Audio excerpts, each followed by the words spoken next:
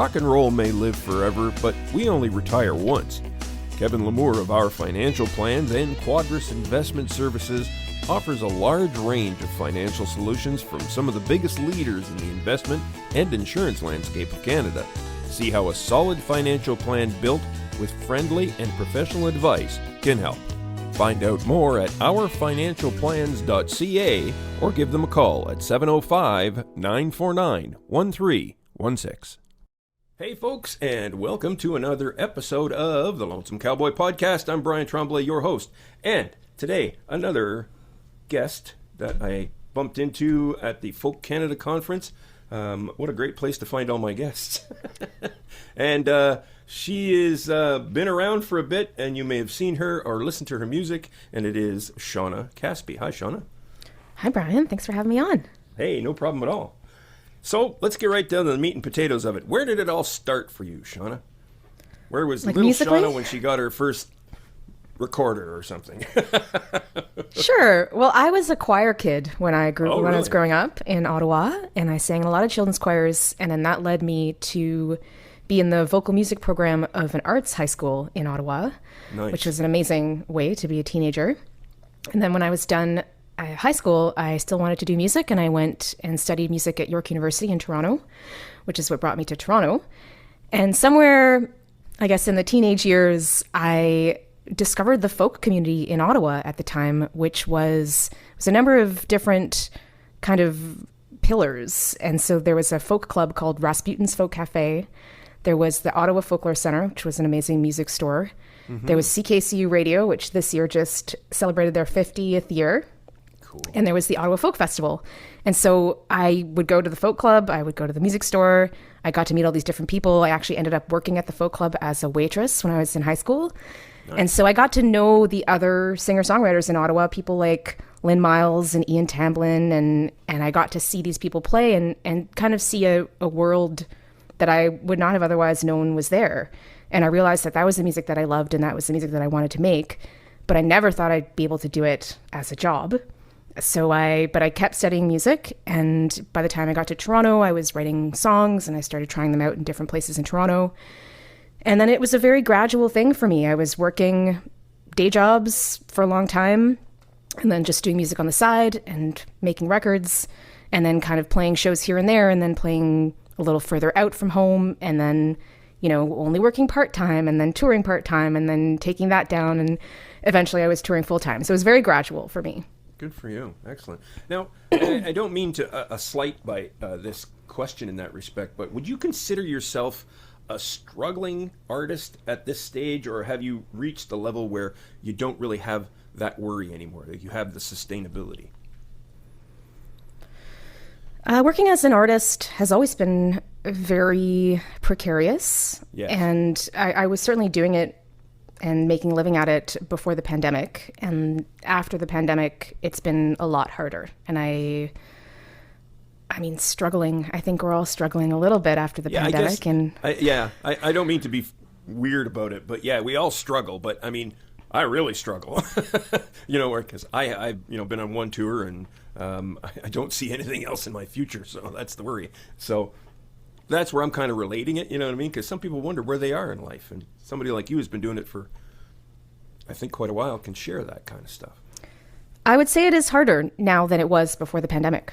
Yeah. Whether that's because of the pandemic or just because of the whole combination of things and where we're all at right now, I'm not sure. But I'm certainly not ready to give up yet. But I will admit that it's tough. Mm-hmm. That's good. When I've had that topic come up actually in regards to the pandemic, pre-pandemic, post-pandemic, and some people have taken guesses as to why it never came back. I'll give you a shot. What's your meaning the vibe, the amount of people coming to shows and stuff like that, and I don't know if that's true everywhere. I mean, I've been to lots of shows where they're packed and people are super excited to be back. I think finances are a concern for everyone. So if people are making decisions about what they're cutting out of their budgets entertainment might be something that is not a priority for everyone, and that's understandable. And then for musicians who are used to playing particular circuits, there have definitely been venues that have closed and house concerts that aren't putting on concerts anymore. But I've also seen a lot of new things start up, and, you know, some festivals aren't going anymore and some new ones are popping up. So I still think it's a hopeful scene out there. Mm-hmm. Oh, good. I'm glad for that. Yeah, because it's been interesting, at least from my perspective, starting at this age. But yeah. Now, your latest album, Hurricane Coming. I see that you're doing something pretty cool with that, and I had to ask you about it. I thought it was the neat thing. Something about a postcard collection, and if they have certain things that they can buy when they on Bandcamp, and if they get the album, they get this collection, and then there we go. So that's those watching on YouTube. That's something different, very inspirational. Tell me about that. Yeah, so when I was doing my degree at York, I was doing a fine arts degree in music, and as part of that, you have to take courses that are outside of your major of music, but within the Department of Fine Arts. Yeah. And I was kind of at a loss as to what I wanted to do, and I found out that there are all these visual arts courses you can take at university that theoretically you can take as a beginner, so you don't have to already be an artist. I thought that was really cool. So I signed up for a painting class as part of my university degree, and immediately discovered that everybody in the painting class was a real painter, artist, and I was not. Hey, and so I really struggled. It was very hard. It did not feel like we were starting from the beginning. But I just practiced so much. I went into the studio after hours. I got a lot of help, and I learned how to paint. And it was acrylic painting in university. And when that class was done, I put my paints in a little box and I put it on a shelf, and I figured I'd never look at them again. And then many years later, it was when I came back from one of my first big tours. I had toured up towards you in Northern Ontario and back to Toronto. And as you know, Northern Ontario is incredibly beautiful. And so I'd taken all these photos of places that I'd never seen before, and I was so enthralled by that space. And I really wanted to share those images with people somehow. And so when I came back, I thought, I wonder if I still know how to paint. And I just started painting from photos that I was taking on tour, and people were really interested in it, and people started buying these landscape paintings that I was doing at shows, and I started practicing more and more and got better at it. And so I did that for many years, and then a couple of albums ago, I used one of those paintings as the cover art for my album. I thought, well, this is kind of cool. Maybe I can start doing that. And then on my Forest Fire album, the one that came out before this one, I tried doing something new by working in abstract painting for the first time. I'd always only done landscapes, and that was fun. And so when Hurricane Coming was being made, I had this idea. We were deep in the pandemic at that point, so I had a lot of time on my hands that I don't usually have. And I wanted to create a painting inspired by every song on the album. And I wanted them to be abstract paintings. So I took a lot of time and watched a lot of YouTube videos and learned all these new abstract painting techniques. And I made a plan to listen to the song, but then also connect the song to an art or craft form. So it would have some kind of structure, because abstract can be all over the place. Yeah. So every painting is inspired by a song and also by an art or craft form that I felt had some connection to the song. And if you get the postcards, it'll say the name of the song and the name of the craft form on the back. And so I had original paintings for all of those. I did the original artwork for the actual album artwork as well. And I made postcards from everything. And so you can get besides getting it as a CD, you can get this album as a postcard where you get the cover art on the postcard and the download at the back. Or you can get it as a stack of 10 postcards. Each one is the image for each song. And then it's kind of like a beautiful little art package along with the music. That is cool beans, man. It was fun. That's so cool. Yeah, you know what? You're bringing, you know what you're doing to me? You're bringing back my old days in the 70s when I used to stick on my headset and put on the vinyl and sit there and read the liner notes and look at the pictures of the rock stars and that kind of stuff. And you have now artwork that you can look at while you listen to music. So, or mail it to people and share the music. Or mail it to people and, anything you Imagine the mail, people using the mail. Oh, yeah, I know, eh? Yeah. They're complaining about the postal strike. Use it more, folks. Write a letter, you know? So you actually, when you went to school for art, it was fine art for music, and then you just happened to catch on to this painting stuff that you could do. So that's kind of cool. And you have it from York University, your degree in music? Yeah, that's right. And I had a great time at York. It was a very open program. I applied to a number of universities when I was coming out of high school. And I should mention, when I was talking about being in choirs and being at this arts high school, my background in music was very much a classical singing background in particular. Yeah, it sounds like it. I also played classical guitar a little bit. And so my guitar playing that I do now as a folk person is inspired by classical guitar. So it's a very light finger picking style. And my singing for a long time was very classical. And it actually took a long time for me to find my real natural folk singing voice. And it's kind of still a process for me because I was trained so long in classical singing. And so when I was auditioning for universities, a lot of music universities are very classical. And so you're kind of going in thinking you're going to be an opera singer. And I thought maybe that was something I was going to do. So I'm actually really grateful that I ended up at York because it was such a supportive and creative space. The faculty were amazing. My fellow students were amazing. And my mind was very opened up to new music and to new art that I don't think I would have found otherwise. Cool. Yeah, you remind me of my wife, actually, because she has a foundation in choir, and used to and she's from the States, so they had high school choirs, so you traveled and toured with your high school kind of thing, which is cool. And she also went ahead and got her degree in music too. So another thing that's big in the States that only started kind of catching on in Canada was collegiate a cappella, and that's something that I did at York University also. I was part of the a cappella group, and that was another like amazing experience, great lifelong friends, and just opening my mind to a world I never knew about. And it was so cool to learn different ways of singing and also learn different ways of arranging music. And I think that was Isn't that what they call Glee Club? I think in the U.S. they called it that, and certainly the television show that came from that everyone knows. Yeah, really, no kidding. That's what it's like, yeah. And all the Pitch Perfect movies, it was just like that. All the cattiness and all the drama too? Not so much, but the traveling by bus to the regionals, that was a real thing. Yeah, it actually reminds me, your artwork reminds me of an album that I put out, which was inspired by a series of black and white photographs I shot on film and printed in the darkroom. So I said, hey, somebody else did it too. And that's really kind of cool in that respect. I've come to discover that songwriters are kind of like authors, and you have fiction writers and you have non-fiction writers. And I guess I've thought about myself as I write fiction, but I also write a lot of non-fiction too. So when you consider yourself a songwriter, do you think yourself more fiction or non-fiction?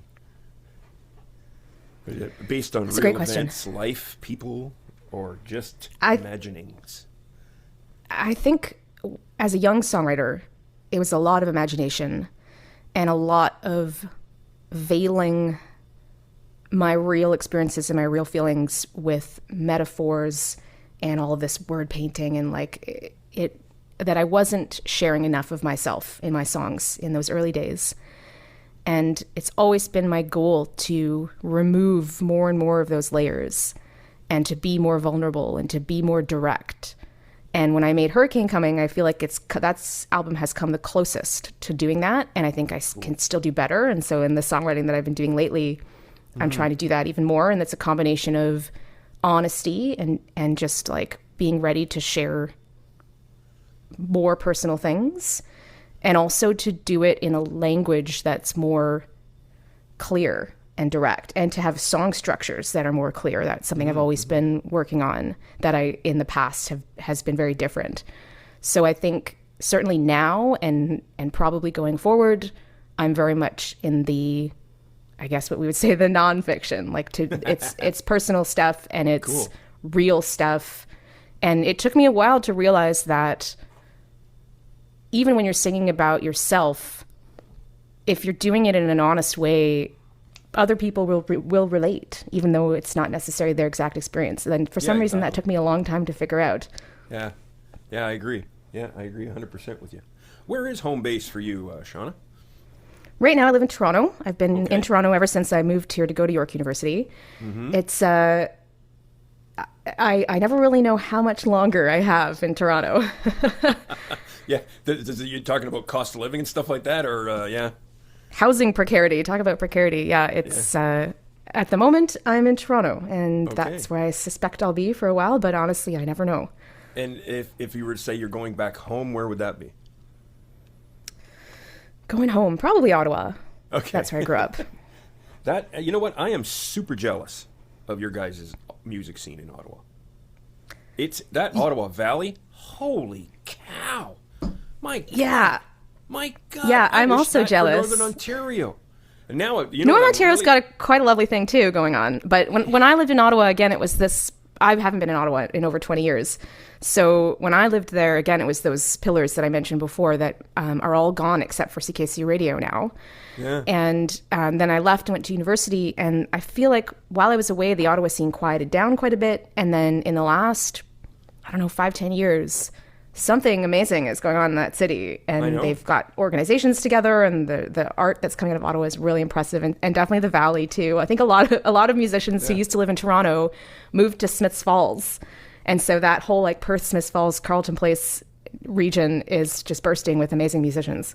And here's how the fun part. You see, I did a Stompin' Tom Connors show for, I love playing for my senior citizens over at our Bay Street Active Living Center.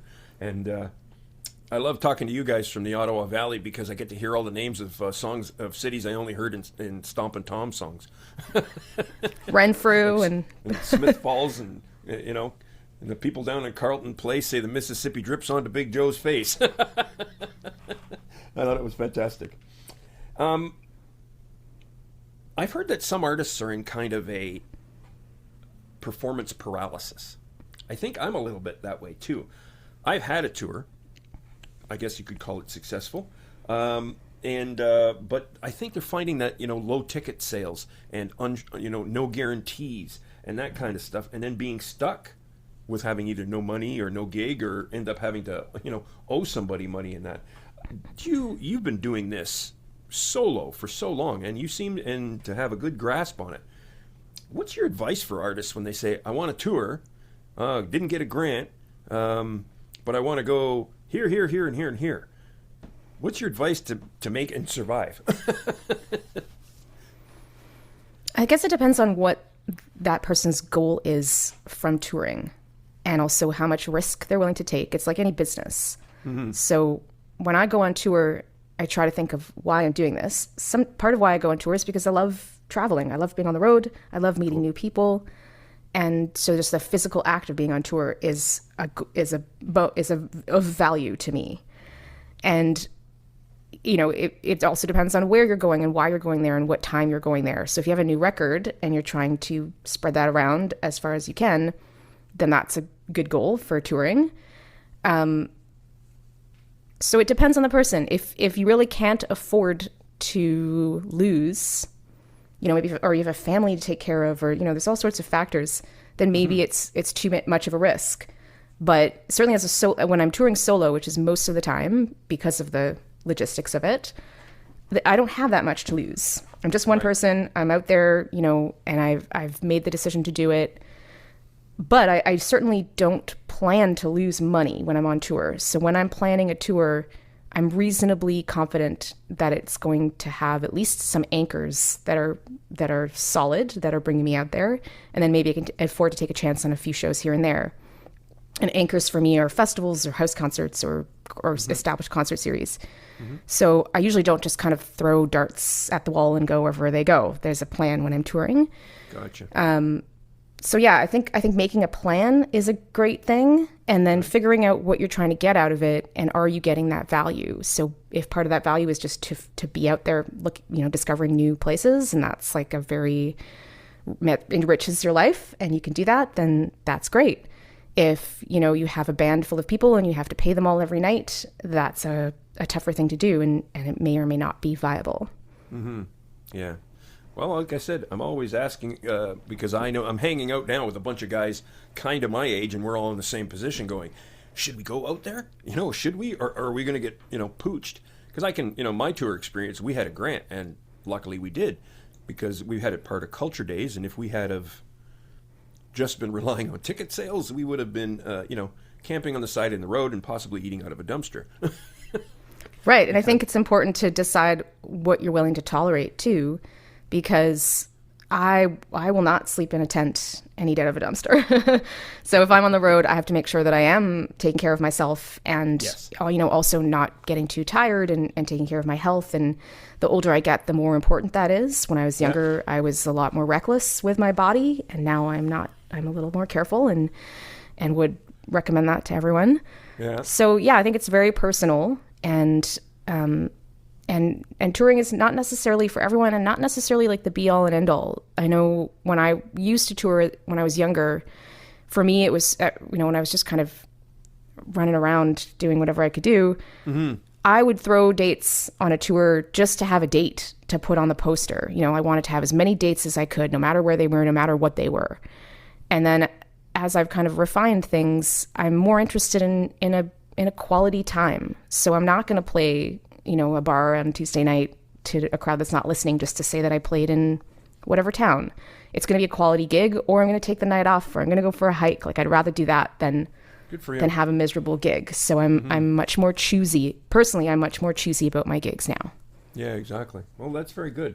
You gave I had a great little session there, and I sat in for a short bit at Folk Canada. I can't remember what that was called, but I just called it a round table kind of thing, and we all hopped around.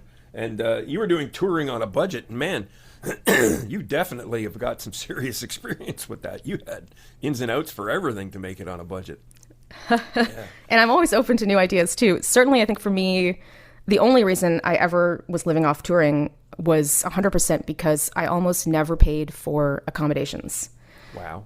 Everywhere I went, somebody took me in and gave me a free place to stay. And 97% of that time, the places were amazing. Like, I got very lucky.